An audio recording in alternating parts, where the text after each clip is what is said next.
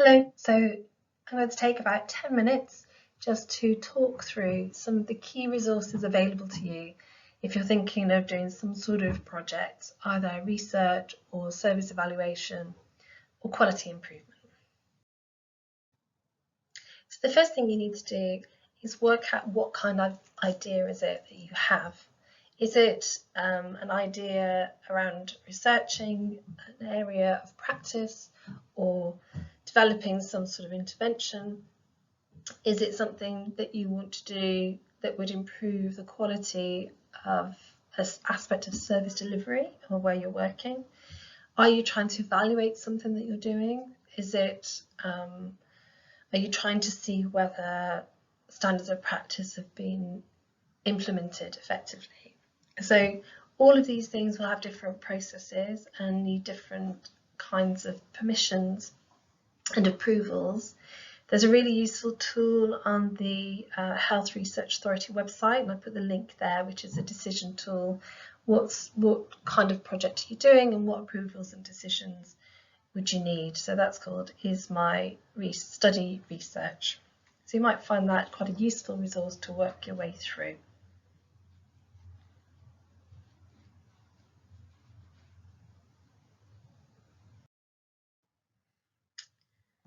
If it isn't research, then you still need to be careful about what kind of information you're going to be using. So when I've been talking to clinicians elsewhere, often they kind of see that they collect information and they perceive that to be their data. And in actual fact, that data doesn't belong to them, that data belongs to the trust. So if you're going to be using patient data, then you need to be in contact with your clinical governance or your R&D office in the trust to understand what you're allowed to do and what you're not allowed to do and what permissions you might need. If you're going to be using data that you collected from patients but they didn't consent for it to be used, then this CAG application, it's an advisory checklist, is quite useful in terms of understanding what you're allowed to do and what you're not allowed to do and what approvals you might need. And that very much depends on who you are, where you work, and what you're trying to use it for.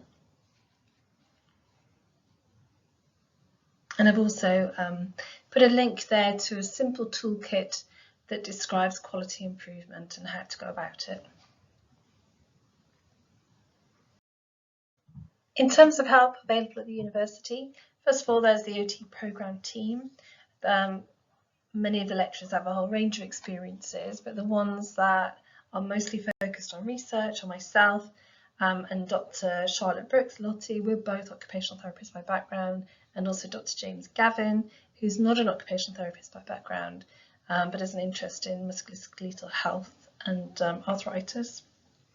So sorts of things that we've done, we've worked with OTs out in practice to develop their applications for various internships within the National Institute of Health Research, and at the moment I'm supervising an internship.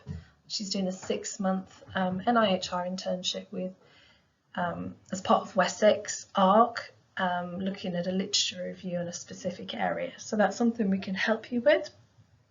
We also have student projects. We will be focusing on the BSc student projects. So each September we collate project bids, which we then share with students, and they have a choice as to which ones they engage in. And the projects take about 1.5 years in total, so they're not a short-term thing and they are quite time limited. So that requires a level of organisation, but we're very happy to consider joint projects between people in practice and at the university. So if that's something that you are interested in, then certainly please make contact with us. So what you do have to remember is that undergraduates are not allowed to collect patient data. So what they're not allowed to do is anything that would need the HRA, IRAS approval, so anything that needs to go through research ethics. We can't do that if they are the lead on the projects, but so it may be that you have other ideas of things you might want to do. So they can certainly get involved in things like service evaluation and quality improvement. The other place that it's worth looking is the research themes in health sciences. So research programs are organised under these distinct research themes, and you'll see the leads of those themes, various professors, and a whole range of researchers from a range of different backgrounds with interest in specific areas. So it may be that you have an idea or an interest and it actually links to one of the research themes. So it's definitely worth exploring those to see what they have. And I mentioned the fellowships already, but that's the link to the NIHR ARC Wessex site, which will give you some more information about fellowships and internships.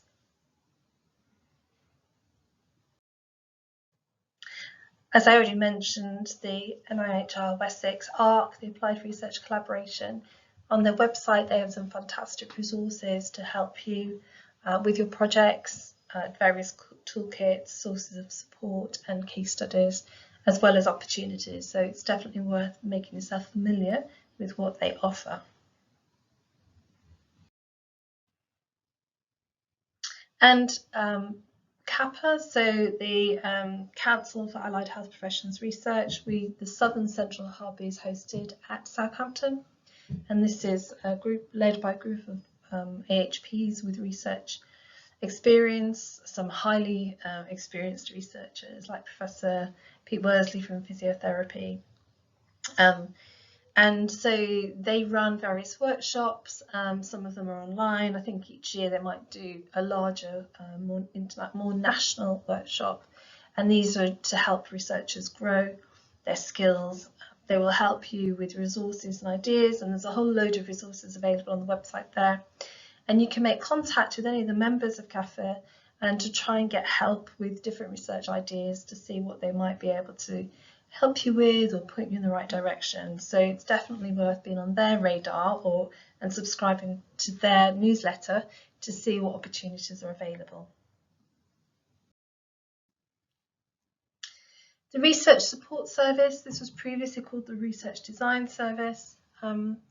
Again, if you look at their website, they hold a whole range of offers for support and at various stages of grant applications. So it could be in the development of a proposal all the way through to the final application. It doesn't have to be an NIHR funded research project. So that's really important to know.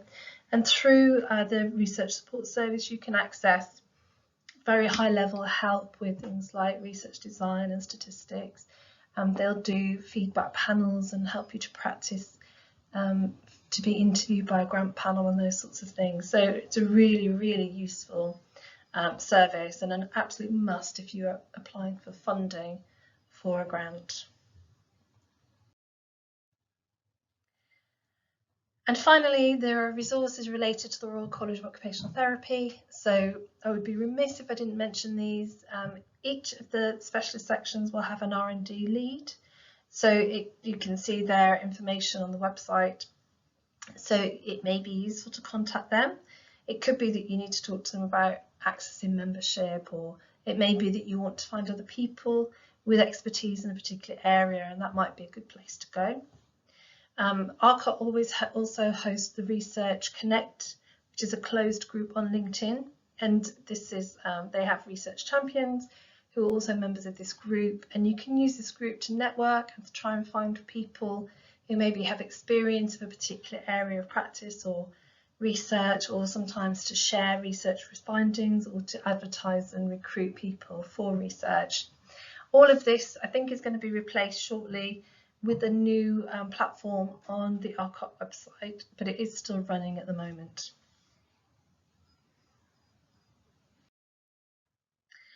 And finally, I guess the key point, I'm just about to hopefully submit an NIHR grant, and it really brought home to me the importance of teamwork, that you need to have those networks, you need to build your teams, you need to build connections outside of your area of work, across different organisations, sometimes even across different areas of the country.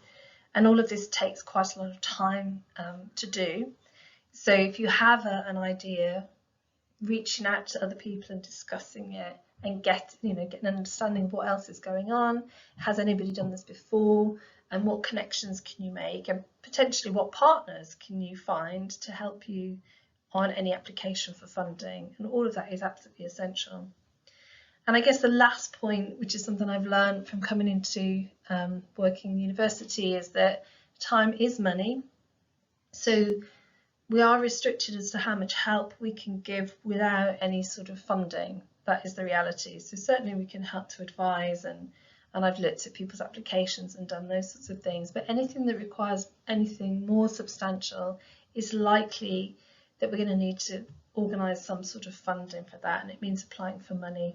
And I guess that is the same for yourself. You know, if you're thinking about doing, even if you're doing a literature review, you need to think about how much time it takes to actually do a literature review, and whether or not that time is coming out of your own time, or whether you have agreement for that time to be part of your working role.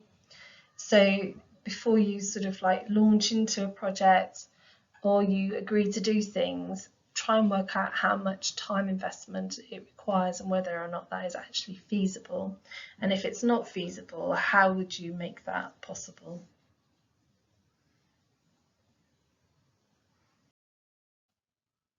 So if you have any questions, please don't hesitate to contact me. I can be reached on this email, and I will be available next week for an hour on Monday, I believe, via Teams, if anybody wants to just drop in and talk through any ideas, or if you've got further questions. Thank you very much for listening.